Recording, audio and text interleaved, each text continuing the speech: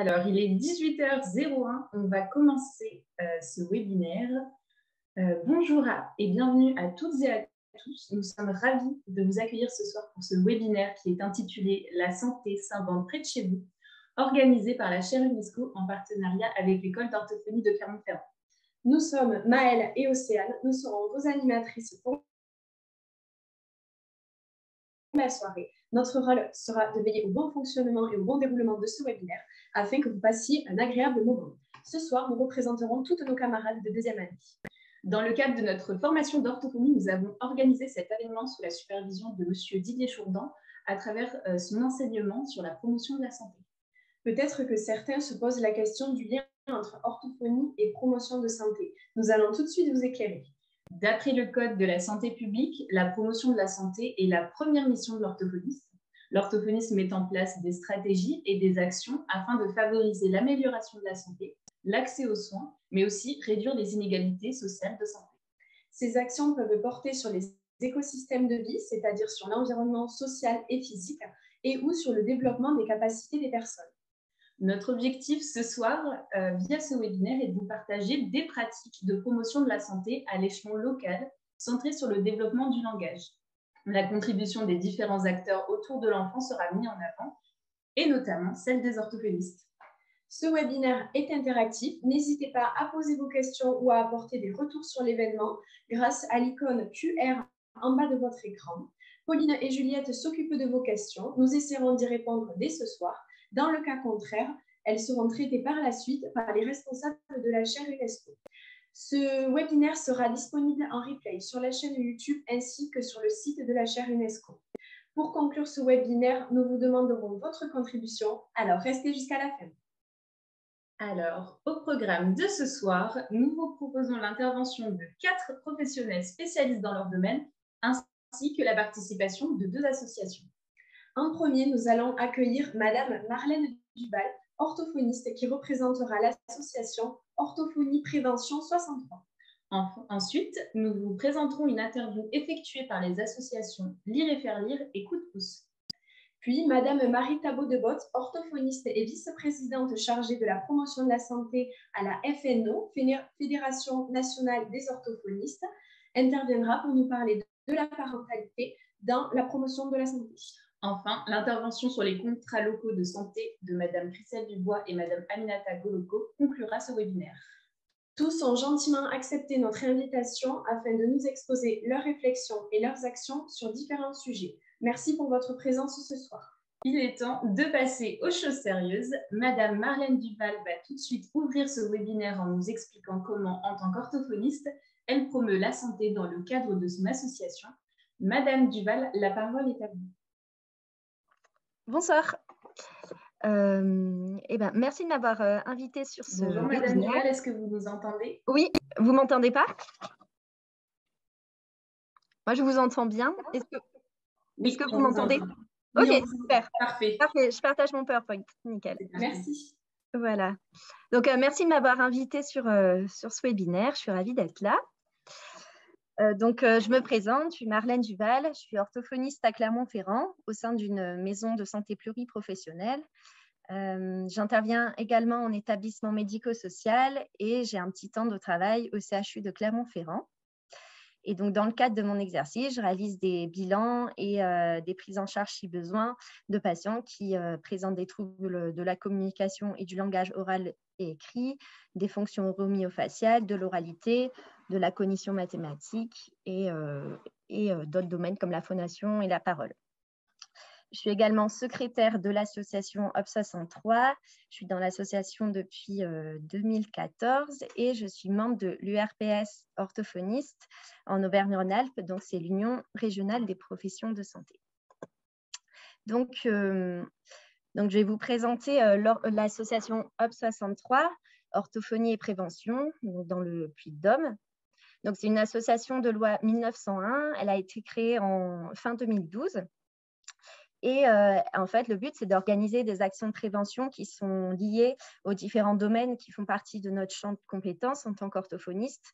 Donc, ça peut être des actions en lien avec le langage oral, le langage écrit, l'oralité alimentaire, par exemple. C'est des associations qui existent dans plusieurs départements en France ou plusieurs régions. Et en fait, il s'agit soit d'actions qui sont organisées à l'échelle nationale ou parfois d'initiatives locales. Soit on nous contacte pour mettre en place une action, soit c'est nous qui la proposons. Donc, quand c'est des projets à l'échelle nationale, il y a l'action, par exemple, Un bébé, un livre, que je vais vous décrire un peu après. Soit au niveau local, on participe par exemple chaque année à un festival de musique à Clermont qui s'appelle Europavox, durant lequel on distribue des bouchons d'oreilles et on effectue de la prévention autour de l'audition et des risques liés à la surexposition aux musiques fortes.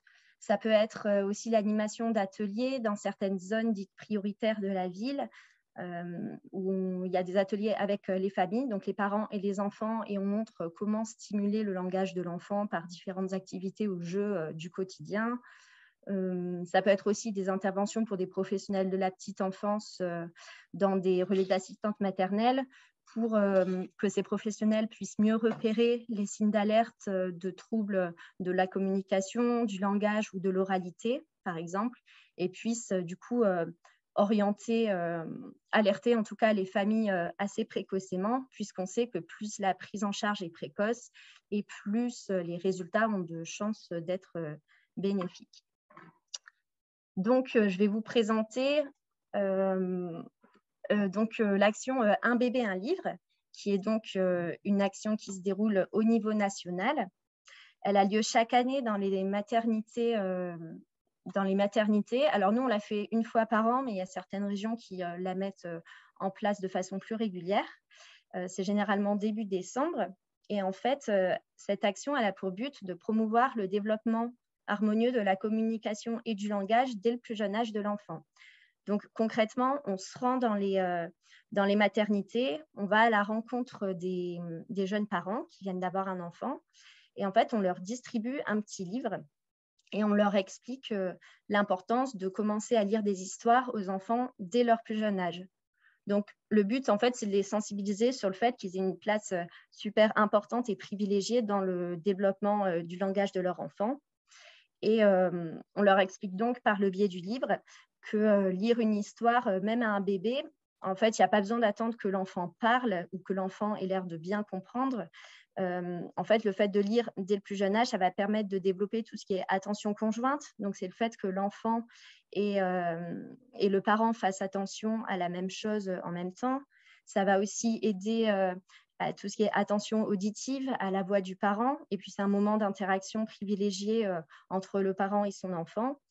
Et puis plus tard, le support du livre, ça va aussi être un bon support pour enrichir le vocabulaire, la construction de phrases, la compréhension, l'imagination. Donc voilà, on leur explique que tout ce qui est stimulation du langage, et notamment par le biais de lecture d'histoire, ça se fait vraiment dès que le bébé est petit. Et c'est une action qui est labellisée par l'Agence nationale de lutte contre l'illettrisme, parce qu'en fait, on sait qu'avoir un bon bagage de langage oral bien solide, ça favorise l'entrée dans les apprentissages du langage écrit, notamment de la lecture et de l'écriture. Et donc au sein de mon cabinet, je promeux donc ça, c'était pour la partie association. Et au niveau du cabinet, il y a aussi une promotion de la santé qui se fait avec les différents professionnels qui en font partie. Ça passe par les affichages en salle d'attente, la distribution de plaquettes, les conseils aux familles et aux aidants. Donc, ça va être des conseils qui sont plus ou moins directement en lien avec le motif de consultation. Ça peut être des conseils, par exemple, sur l'exposition aux écrans, dont on parle beaucoup depuis quelques années. Ça peut être aussi sur le lavage des mains, qui était un gros sujet, pareil, ces dernières années. Par exemple, dans ma pratique, il y a un sujet, c'est l'hygiène bucco-dentaire qui me tient beaucoup à cœur. Et donc, c'est un sujet que je vais vite aborder avec les parents, même si ce n'est pas la raison première pour laquelle ils viennent me voir, bien évidemment. Et en fait, ils ne savent pas toujours vers quel âge démarrer. si c'est trop tôt ou pas encore, enfin, s'il faut encore attendre un petit peu, puis comment s'y prendre et est-ce qu'on met déjà du dentifrice ou pas encore. Et puis parfois, ils expliquent aussi qu'ils n'ont pas réussi à démarrer parce qu'il y a un refus de l'enfant. Et dans ce cas-là, moi, je vais leur donner des petites pistes pour favoriser le fait que ça puisse bien se passer en leur disant de laisser l'enfant manipuler la brosse à dents pour découvrir l'objet, de le laisser tenir si besoin, de démarrer avec des petites compresses si c'est plus facile. Voilà, ce genre de conseils pour essayer de faire en sorte que ça se passe au mieux. Après ça, c'est parce que c'est selon la sensibilité de chacune. Il y a des orthophonistes qui vont plutôt aborder rapidement le sujet de l'exposition aux écrans, par exemple, dont on parle aussi beaucoup. Et voilà pour ma présentation. Merci beaucoup, Madame Duval, pour votre présentation qui était très intéressante. Nous avons reçu plusieurs questions, donc on va vous en poser une si vous voulez bien y répondre, s'il vous plaît. Donc, c'est comment conjuguez-vous votre métier d'orthophoniste et votre engagement associatif? Avez-vous le temps de faire les deux et comment vous proportionnez tout ça? Oui, c'est une bonne question. En fait, moi, je travaille sur 4 jours et demi, on va dire, avec des patients. Et du coup, j'ai une demi-journée dans la semaine où vraiment je consacre plus aux autres facettes, donc notamment la partie associative pour OP63. D'accord, merci beaucoup. On a reçu également une deuxième question qui est vos actions sont-elles ponctuelles ou visent-elles le long terme? Alors, en fait, ça dépend desquelles.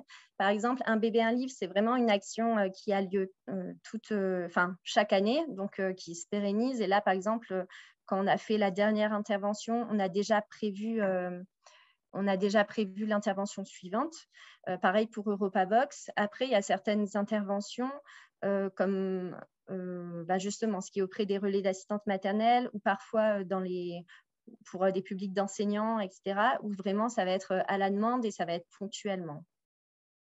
D'accord, merci beaucoup.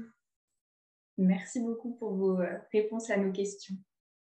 Alors, à présent, nous allons vous présenter une interview qui a été réalisée et préfilmée avec les associations Coup de pouce et Lire et faire livre, respectivement représentées par Chloé Monet et Armand Revel. Et l'intégralité de ces interviews est à retrouver sur le site de la chaire UNESCO. Nous les remercions pour leur participation.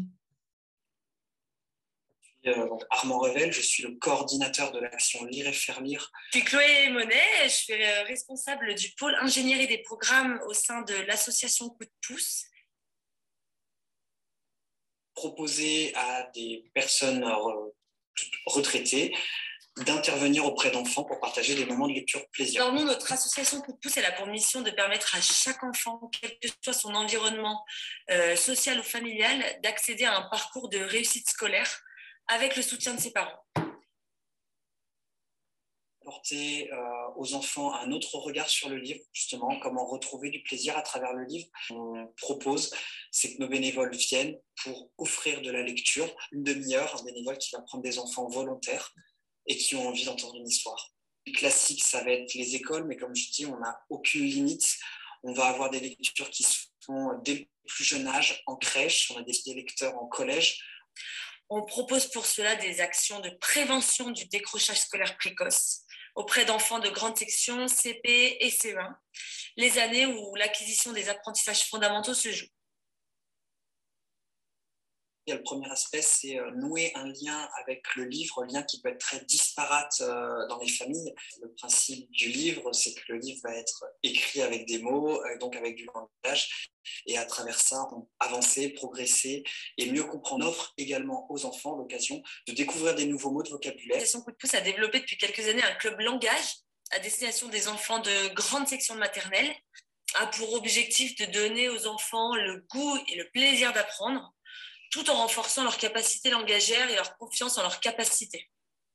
6 mois, chaque soir après l'école, un groupe de 5 enfants qui ont été sélectionnés par leur enseignant vont se retrouver autour d'un animateur qui est formé par l'association Coup de pouce et qui leur propose chaque soir des activités ritualisées, collaboratives et ludiques.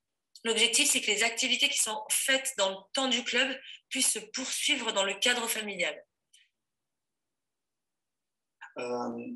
Nos actions, au même titre que beaucoup d'actions associatives, beaucoup pâti du Covid, il y a eu un grand recul de l'engagement et ces actions de lecture, du coup, se sont raréfiées. Je disais, le livre s'est éloigné de l'école, on a numérisé beaucoup de choses, on est repassé beaucoup par de la visio et finalement, le rapport à l'écrit et le rapport au livre a pu, dans certains milieux, disparaître, se limiter encore plus que d'habitude. Et donc, il y a d'autant plus d'investissement et de travail à faire à ce niveau-là, de repartager et de recréer du lien et de la discussion.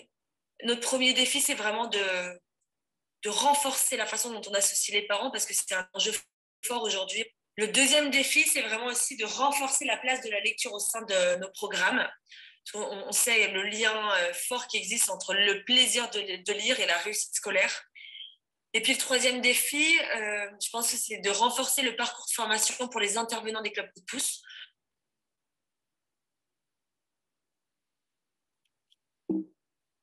Nous remercions encore Monsieur Armand Revel et Madame Chloé Bonnet pour ces interviews. Maintenant, nous allons vous présenter un nuage de mots.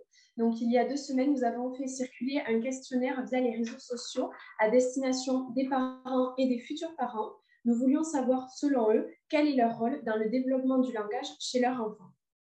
Alors, nous avons récolté de nombreuses réponses. Nous remercions donc les personnes qui ont gentiment répondu à ce sondage. Vous pouvez voir apparaître les réponses sur votre écran. Alors, pour ceux qui ne sont pas familiers avec le principe du nuage de mots, plus le mot est écrit gros, plus il a été cité. Et donc, moins il est écrit gros, moins il a été cité. Ça paraît logique. On remarque que les participants ont principalement répondu les mots parler, important, modèle, primordial et lecture. Et d'autres mots sont apparus comme encouragement, aide, interaction, écoute et stimulation. On suppose, au vu des réponses, que les parents sont conscients que leur rôle est primordial dans le développement du langage de leur enfant. Les termes écoute et interaction sont en effet essentiels au bon développement langagier chez les enfants. Le terme jeu a été cité plusieurs fois, donc c'est très intéressant de l'avoir mentionné. Cela montre que les parents n'ont pas toujours besoin d'être dans la correction et l'éducation. Les parents participent au développement langagier de leur enfant à travers le jeu, mais aussi à travers les rituels quotidiens, comme le bain, le temps d'histoire du soir ou encore les temps de repas, par exemple. Pour rester dans le thème de la parentalité, c'est maintenant au tour de Madame Marie Tabot-de-Botz qui va nous présenter comment soutenir et développer les compétences des parents en matière de développement langagier chez l'enfant. Madame Marie Tabot-de-Botz, la parole est à vous. Bonsoir, je vous remercie. Alors, je vais partager mon écran. Donc oui, effectivement, je suis Marie Tabot-de-Botz, je suis orthophoniste, vice-présidente chargée de la promotion de la santé à la Fédération nationale des orthophonistes et secrétaire générale adjointe à la PPSO, plateforme prévention soins en orthophonie. Alors, on m'a demandé, donc, dans un premier temps, d'aborder quand même l'accès aux soins en orthophonie. Vous le savez peut-être déjà, il est difficile actuellement d'obtenir un rendez-vous chez un ou une orthophoniste. Cela fait plusieurs années maintenant que c'est le cas. Il faut savoir qu'il y a en moyenne 18 mois d'attente. Cela crée malheureusement auprès des usagers un renoncement aux soins, mais également un surhandicap. Et du côté des orthophonistes, on voit apparaître la notion d'épuisement professionnel ou burn-out, ce qui n'était pas le cas il y a quelques années. Quelques facteurs explicatifs à cette situation. Tout d'abord, les nombres de départs à la retraite ne sont pas couverts par les nouveaux diplômés. On observe là depuis de nombreuses années la disparition des postes en salariat du fait de leur manque d'attractivité et également la volonté de maintien à domicile, notamment par exemple des personnes âgées, qui crée un report des demandes de prise en soins en orthophonie sur le libéral et qui crée un déséquilibre de l'offre de soins. On voit également une augmentation de la prévalence des TND, mais aussi des troubles, alors des autres troubles qui sont pris en charge par les orthophonistes, comme les suites d'AVC ou les maladies neuroévolutives en lien avec le vieillissement de la population. Et enfin, en lien également avec la prévalence des TND qui augmente, mais l'amélioration de la prise en soin de la grande prématurité et puis des syndromes de type syndrome génétique fait qu'aujourd'hui, ce sont des enfants qui vont pouvoir grandir, mais qui vont souvent développer des troubles qui vont devoir être pris en charge par la suite par les orthophonistes. La profession face à cette situation n'est pas restée les bras croisés. Alors, on n'a pas toutes les clés en main pour pouvoir résoudre le problème, mais on se mobilise. Alors, ce qu'on aimerait, ce serait avoir plus d'orthophonistes et donc notamment augmenter les quotas et puis créer davantage de centres de formation universitaire en orthophonie. On voudrait que l'offre de soins entre hôpital et libéral puisse être rééquilibrée en valorisant notamment les postes en salariat que généralement nos collègues apprécient, mais désertent du fait des salaires qui sont proposés. On voudrait qu'il y ait davantage de coordination entre les professionnels de santé et que ces temps de travail, d'échange et d'expertise soient mieux reconnus. Et puis également un accès direct en orthophonie. Vous le savez peut-être, il faut actuellement une ordonnance pour avoir accès à un bilan orthophonique. Prochainement, dans 6 départements de France, l'accès direct va être testé et nous pensons que c'est une très bonne chose parce que les orthophonistes sont les plus à même de pouvoir filtrer efficacement les demandes. On sait qu'aujourd'hui, environ 20% des bilans prescrits ne sont pas suivis de soins. Et puis bien sûr, et c'est ce qui nous réunit aujourd'hui, on souhaite pouvoir renforcer la promotion de la santé et la prévention, notamment en orthophonie. Alors, justement, je disais que la profession et les orthophonistes se mobilisaient pour promouvoir la prévention et pour accompagner les parents, leur permettre de devenir acteurs du développement de leur enfant. Ma collègue en a parlé tout à l'heure. On a effectivement développé sur le territoire l'action nationale Un bébé, un livre, donc je ne vais pas revenir dessus. Nous avons depuis 2019 mis en place l'association PPSO que je représente aujourd'hui. C'est une association montée par la profession qui se résume en 3 étages. C'est un dispositif donc de prévention primaire. Le premier étage consiste en un site que dont je vous ai noté l'adresse ici, Allo Ortho, qui est accessible au grand public et qui permet de répondre notamment à la question « Est-ce que j'ai besoin ou mon enfant a-t-il besoin d'un rendez-vous chez une orthophoniste ?» Aujourd'hui, c'est difficile pour nous, professionnels, de décrocher notre téléphone et de remplir cette mission que l'on a toujours eue jusqu'à présent. Donc, à défaut de pouvoir décrocher ce téléphone de manière satisfaisante, nous avons mis ce site en place avec des articles que l'on peut lire, mais que l'on peut également écouter et qui seront bientôt disponibles dans d'autres langues. Si malgré tout les articles n'ont pas répondu à la question, alors ici des parents puisque c'est ce public qui nous intéresse, eh bien dans 3 régions pour le moment de France, les personnes peuvent avoir accès à une plateforme de régulation téléphonique tenue par des orthophonistes qui vont pouvoir les rappeler et leur prodiguer des conseils, échanger directement avec eux et voir si effectivement un bilan orthophonique est nécessaire ou si peut-être d'autres consultations chez d'autres spécialistes doivent être entreprises en amont. Et puis enfin, s'il s'avère qu'un bilan orthophonique est nécessaire pour les personnes qui nous appellent, nous pouvons leur proposer de les adresser aux orthophonistes les plus proches de leur secteur et de leur domicile via une solution de géolocalisation. Voilà, donc ça, c'est un projet qui nous tient à cœur dans 3 régions actuellement, qui est financé par les agences régionales de santé et nous espérons pouvoir le développer. Nous avons également mis en place un site internet, FNO Prévention Orthophonie, qui là va s'adresser et aux parents et aux professionnels de la petite enfance qui vont pouvoir trouver des conseils, mais également des repères de développement de l'enfant, du langage, mais aussi de l'apprentissage de la lecture et de l'orthographe, et qui vont pouvoir trouver des signes de vigilance qui vont notamment être répertoriés dans le livret Prévention langage 0-3 ans, qui est une période cruciale dans le développement du langage oral.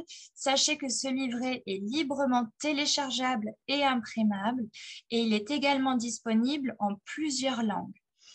D'ici le mois de novembre, nous aurons accès en tant qu'orthophonistes à la pratique d'un nouvel acte, le bilan orthophonique de prévention que nous attendions depuis longtemps et qui nous permettra de pouvoir recevoir les parents et justement pouvoir les conseiller. Et puis enfin, actuellement, dans 3 villes de France, nous avons pu mettre en place un dépistage systématique des troubles du langage et de la communication en petite section de maternelle.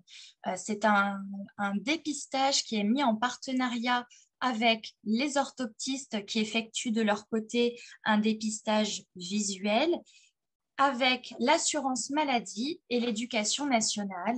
Et nous espérons que nous pourrons déployer ce dépistage au niveau de l'ensemble du territoire.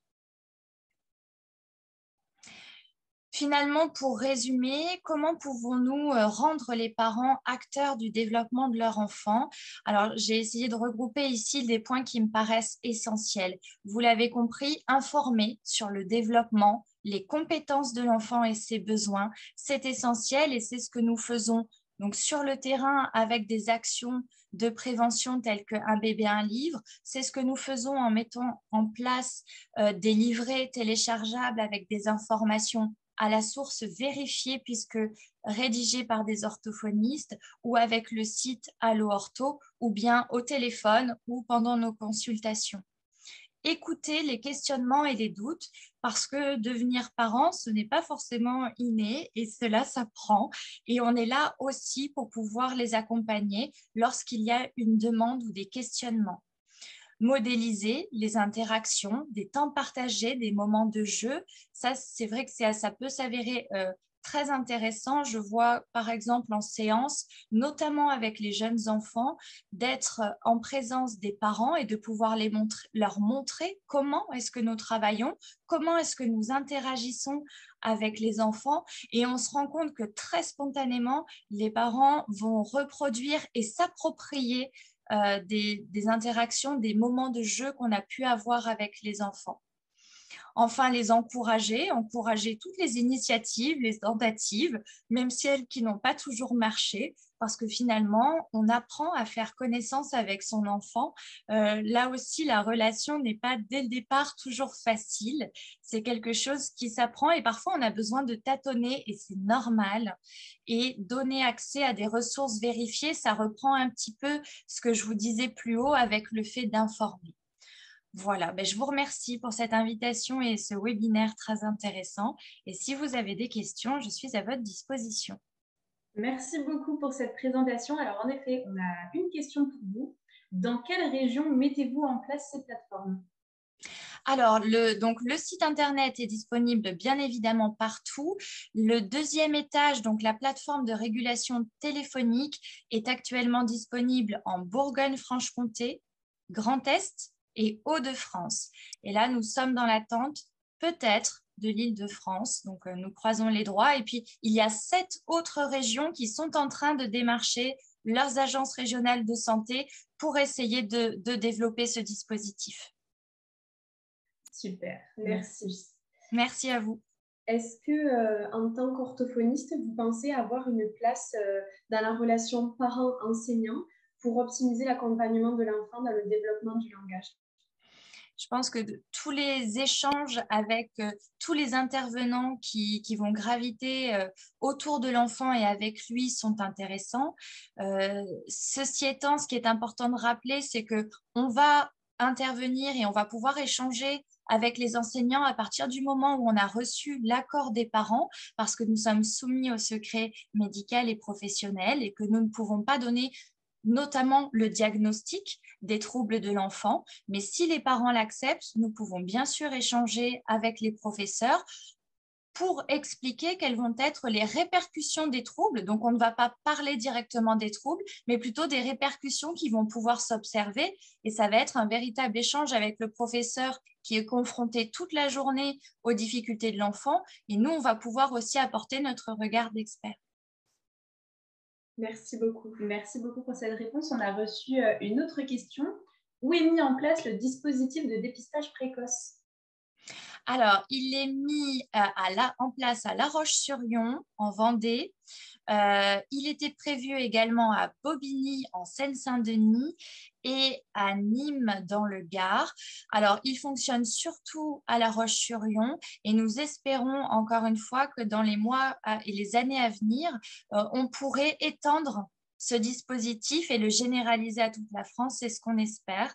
Pour l'instant, on est en attente. Ce sont des expérimentations à chaque fois qui sont évaluées, bien sûr, surtout que là, elle est financée par l'assurance maladie, donc à voir. Et une dernière question, excusez-nous. Mais... Avec plaisir.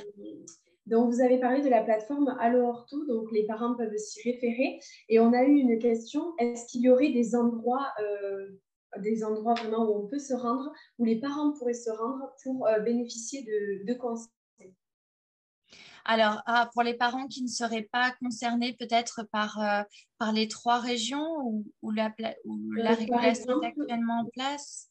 Ou vraiment pour avoir des réponses en présentiel et pas sur le site d'Allo Ortho. Oui, je sais bien. Ben ça, malheureusement, c'est compliqué aujourd'hui parce que jusqu'à présent, on essayait vraiment de répondre au téléphone et de pouvoir faire ce lien avec les parents qui sont en demande. Aujourd'hui, alors, on peut avoir les actions de prévention comme Un bébé, un livre. Donc, parfois, vous pouvez voir... Alors, l'action, elle est notamment le 3e jeudi du mois de novembre.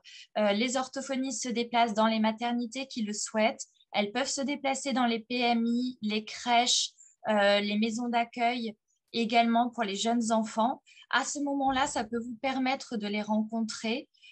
On essaye de faire en sorte de créer des postes d'orthophonistes en PMI. On pense que ce serait essentiel de pouvoir être l'interlocuteur des parents à ce moment-là. Mais malheureusement, je n'aurai pas après d'autres solutions à proposer en dehors des sites Internet pour le moment. D'accord, merci beaucoup. Voilà. Alors, Maëlle, en attendant la prochaine intervention, j'ai quelque chose à te raconter. Ah, j'adore quand tu as des choses à me raconter. Je faisais du covoiturage le week-end dernier. Je papotais tranquillement avec 2 personnes de mon âge jusqu'au moment où j'ai dû répondre à la fameuse question. Qu'est-ce que tu fais comme études? Donc, je réponds naturellement des études d'orthophonie. Laisse-moi te deviner. Je suis sûre qu'ils t'ont dit que tu posais des appareils dentaires. Et non, pas cette fois. J'ai eu droit à « Ah oui, c'est les gens qui s'occupent des pieds ». Et l'autre personne me dit « Mais non, t'es à côté de la plaque. C'est les gens qui vendent des appareils auditifs. » Et bien, tu sais quoi? Je me suis déjà retrouvée dans ta situation et ça ne m'étonne pas parce qu'il y a encore beaucoup trop de personnes qui ne connaissent pas le métier d'orthophonie, malheureusement. Malheureusement, comme vous l'aurez compris, nous ne sommes pas assez connus. Enfin bref, il faut mieux en rire qu'en pleurer. Et bien évidemment, ce sketch est inspiré de faits réels. Il est maintenant temps de donner la parole à Madame Aminata Goloko et Madame Christelle Dubois, qui seront nos dernières intervenantes pour ce webinaire. Elles vont nous exposer l'impact des centres locaux de santé à l'échelle du territoire. Mesdames, la parole est à vous. Bonjour et merci pour cette invitation. Je suis Goloko Aminata. Merci à vous. Bonjour, je suis Christelle Dubois et merci de nous avoir invités à participer à ce webinaire. Alors, nous allons vous parler de Mantes-la-Jolie et puis principalement du contrat local de santé de Mantes-la-Jolie. Alors, un contrat local de santé, donc le contrat local de santé, c'est le bébé de l'Agence régionale de santé. C'est un dispositif qui vise à réduire les inégalités sociales et territoriales de santé. Nous avons signé notre premier contrat local de santé en 2017. Celui de 2019-2022 c'est le 2e contrat local de santé. L'idée, c'est de coordonner les différents acteurs sur le territoire, les financeurs, C'est un outil qui est complètement transversal. Il touche vraiment les différents services de la ville, mais également les différentes institutions, les différentes associations et bien sûr les habitants. Et il s'articule autour du projet régional de santé. Alors, je vais vous présenter le diagnostic qui a été réalisé pour préparer justement ce contrat local de santé, les chiffres clés de notre population. Donc, nous sommes une ville qui est située à l'ouest du département des Yvelines, qui comporte, de 44 000 habitants sur 3 quartiers, un quartier centre-ville, un quartier intermédiaire, on va dire, et un quartier prioritaire de la ville qui regroupe environ 50% de la population, avec un indice de développement humain qui est très faible pour les Yvelines, puisqu'il est 0,35 pour Mantes-la-Jolie contre 0,75 pour le département des Yvelines. Donc, ces indicateurs sociaux confirment bien les besoins en termes de promotion et de prévention de la santé sur notre territoire. Les problématiques d'accès et de recours à la prévention et aux soins sont marquées, malgré une offre qui est relativement conséquente de dispositifs sur notre territoire et qui sont encore insuffisamment connus des professionnels et des habitants. Nous avons aussi également constaté des problèmes de surpoids, d'addiction, de santé bucco-dentaire, ou encore des troubles du langage et d'apprentissage constatés par les différents acteurs lors de ce diagnostic. Une prévalence importante aussi est à noter des affections de longue durée comme le diabète, les cancers et les maladies de l'appareil respiratoire. Toutefois, sur notre territoire, nous avons une bonne densité en médecins généralistes et malgré tout, une tension de l'offre en médecine libérale qui nécessite de réfléchir à des parcours de soins construits entre la médecine de ville, le médico-social et notre hôpital. À Mantes-la-Jolie, nous avons actuellement 7 orthophonistes et cela est bien trop peu pour nos besoins, puisque malheureusement, le temps d'attente pour un rendez-vous est à plus de 6 mois aujourd'hui. J'entendais 18 mois tout à l'heure, vous devez vous dire, ah bah, ça va, c'est 6 mois. Non, mais c'est très long, oui, c'est très très long. C'est très long. Donc en amont de cette problématique sanitaire, nous avons aussi des actions qui visent l'apprentissage tourné autour du langage à Mantes-la-Jolie. Nous avons 5 classes passerelles qui permettent de scolariser avant 3 ans en présence du parent et dans une classe de 15 élèves accompagnés d'un enseignant, d'un éducateur de jeunes enfants et d'une ATSEM, ce qui permet de découvrir le langage et de travailler autour du langage avant l'entrée en classe maternelle.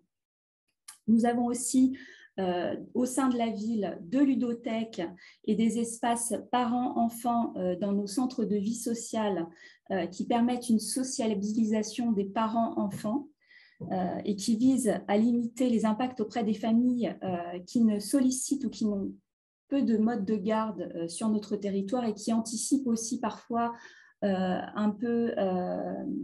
assez peu l'entrée en classe maternelle, ce qui est très important finalement sur notre territoire.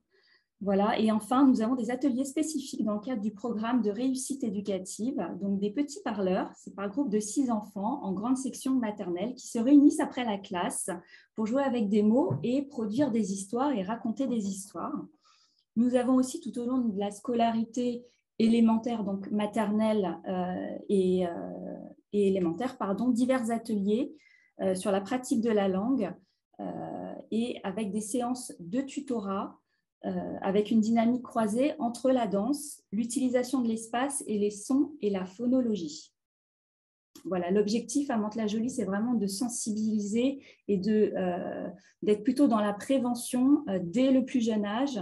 Et d'ailleurs, c'est pour ça que notre ville est aussi une cité éducative qui permet justement de favoriser la réussite éducative de tous nos jeunes de 0 à 25 ans avec des actions, notamment autour du langage, pour pouvoir permettre à tous de réussir dans les meilleures conditions possibles.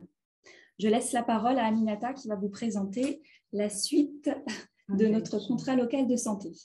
Voilà, donc l'idée, la manière de construire ce contrat local de santé. Plusieurs partenaires impliqués. Nous avons mis en place différents groupes de travail par rapport, on est reparti en fin de compte sur l'identification des problématiques. On a créé des groupes de travail sur l'accès aux droits, sur la promotion de la santé globale et la promotion de la santé mentale, des sous-groupes, donc regroupés avec les associations professionnelles, les associations d'habitants, les institutionnels, les professions libérales. Et nous avons réfléchi aux différentes actions qu'on pouvait mettre en place afin d'arriver à certains objectifs.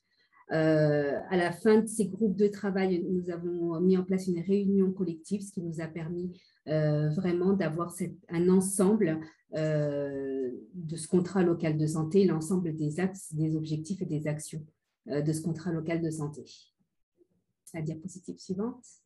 Donc, les partenaires signataires de ce contrat local de santé, donc la ville de Mantes-la-Jolie, l'État, la préfecture des Yvelines, l'Agence régionale de santé, le Conseil départemental des Yvelines, la Caisse primaire d'assurance maladie, l'Institut de formation en soins infirmiers et l'hôpital de la ville de Mantes-la-Jolie. Vous voyez dans cette diapositive les différents objectifs que nous avons à atteindre par axe de travail et les différentes actions qui sont menées. Dans l'axe 1, par exemple, on aura favorisé l'installation de nouveaux professionnels de santé sur le territoire ou alors permettre aux personnes qui parlent peu le français d'être sensibilisées et d'avoir des informations sur différentes thématiques en santé. On va travailler également sur l'accès aux droits et aux soins.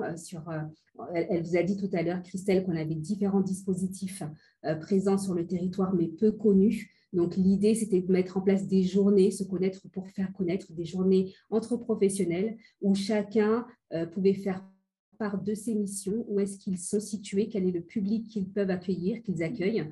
Et grâce à ces journées, nous avons créé un annuaire santé dématérialisé. On voit souvent des cartes avec les différents dispositifs, mais en fait, ça bouge tellement que ces cartes, en fin de compte, au bout de 6 mois, ne sont plus exactes. Donc, l'idée, c'était de dématérialiser tout ça. Et en fait, aujourd'hui, on a cet annuaire santé donc, qui est accessible à tous les professionnels.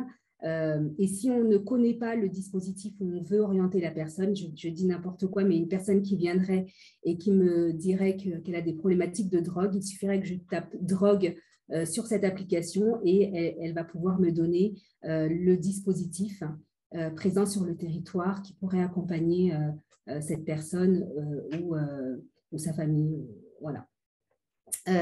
Voilà pour l'accès aux droits et aux soins. Le parcours des populations, les parcours de santé des populations vulnérables, on sera plus sur la violence faite aux femmes, par exemple.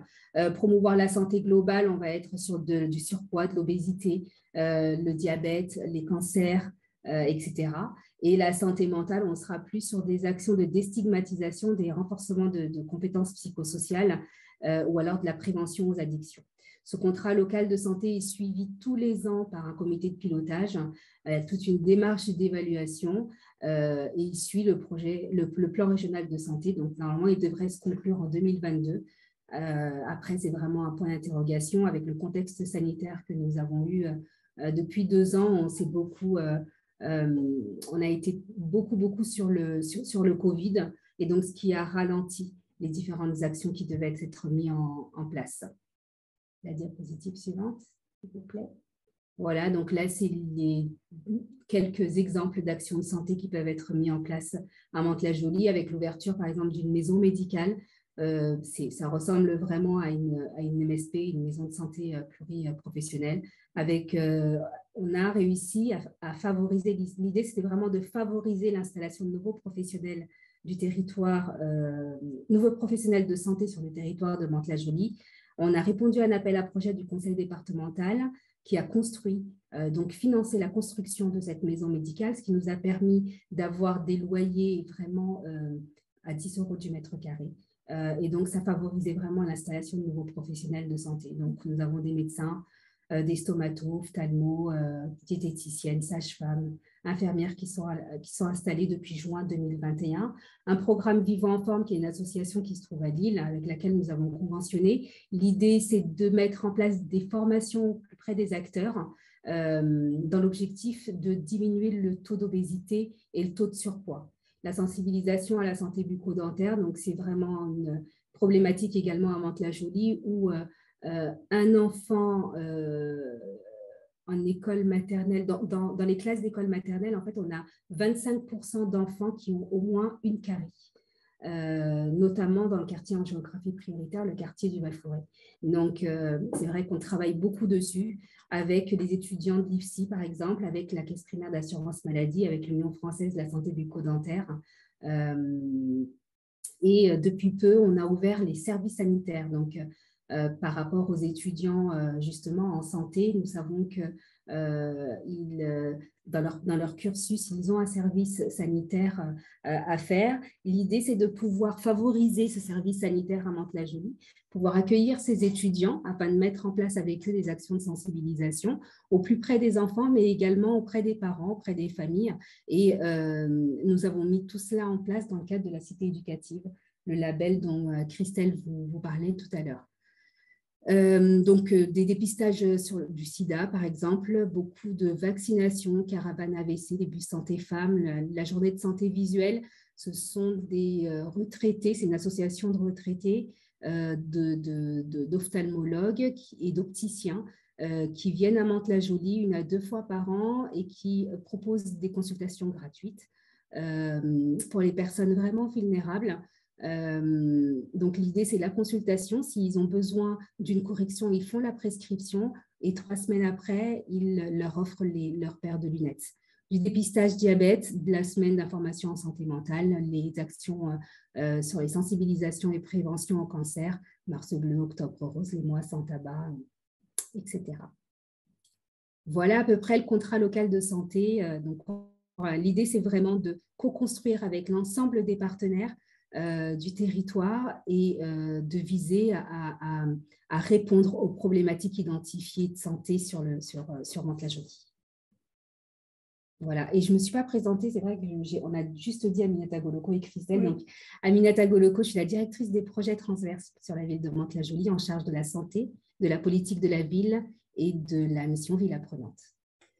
Et donc, Christelle Dubois, je suis conseillère municipale déléguée à la petite enfance, famille, éducation, cité éducative, ville apprenante et les seniors.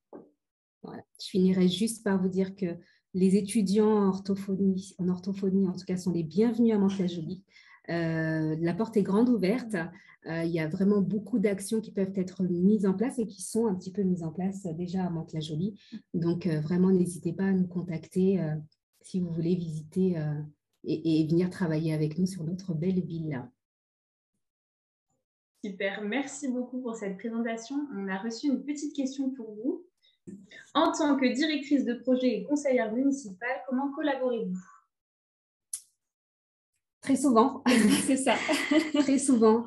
Donc, par rapport aux problématiques, on échange, les échanges d'idées. On se voit également sur des temps de réunion où on partage un petit peu les différentes actions qui sont mises en place sur l'évaluation des actions et sur le devenir aussi, les réévaluations ou les corrections à mettre en place. Et puis sur les actions en elles-mêmes. C'est ça. Voilà.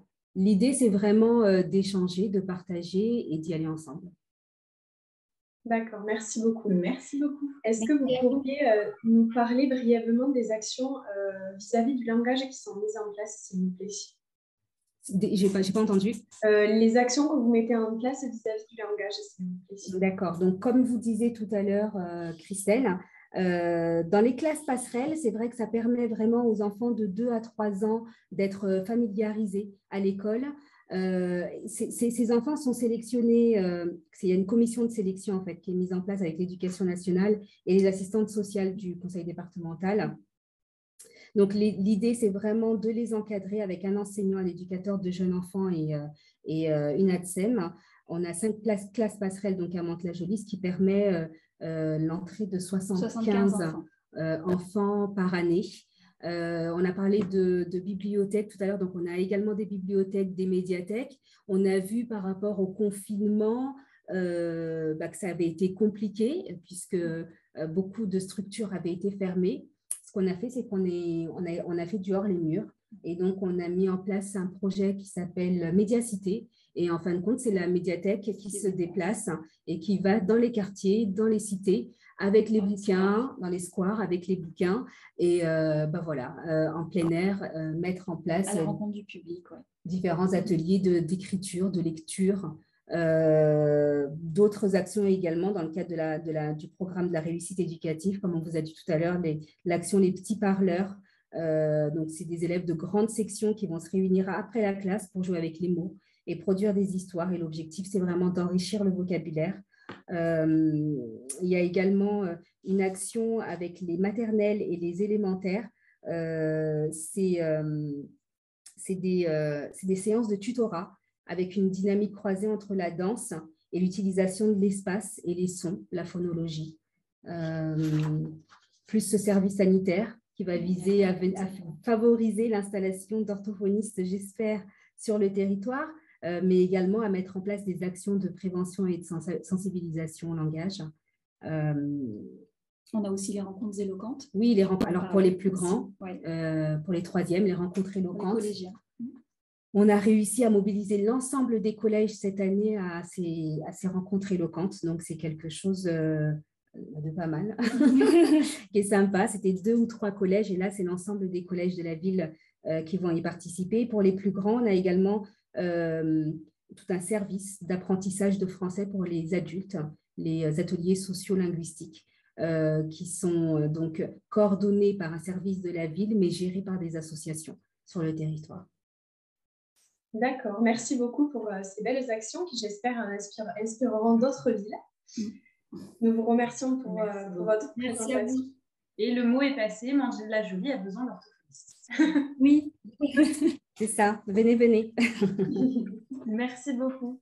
Merci. Alors, comme nous vous l'avons annoncé au début de ce webinaire, nous avons maintenant besoin de votre contribution à vous. Nous vous invitons à vous connecter via l'application Booklab pour répondre à une petite question. Donc, la majorité d'entre vous, à 53%, ont répondu travailler en partenariat avec les familles et les professionnels. Donc, on peut voir que vous avez bien écouté tout le webinaire. On en est très contente. En deuxième position, il me semble que c'est participer à des journées de prévention. C'est vrai que ça, c'est accessible à tout le monde. On peut tous participer en tant que bénévole à des actions et des journées de prévention et participer auprès d'associations. Voilà. Après, il y a quelques réponses, bien évidemment, pour mettre des affiches préventives, mais aussi pour distribuer des livres ou des jeux de société. Donc, nous vous remercions d'avoir participé à ce Booklab. Voilà, nous arrivons à la fin de ce webinaire. Nous espérons que vous avez passé une bonne soirée en notre compagnie et que vous avez apprécié le contenu de cette conférence. Nous vous remercions sincèrement pour votre écoute et votre participation.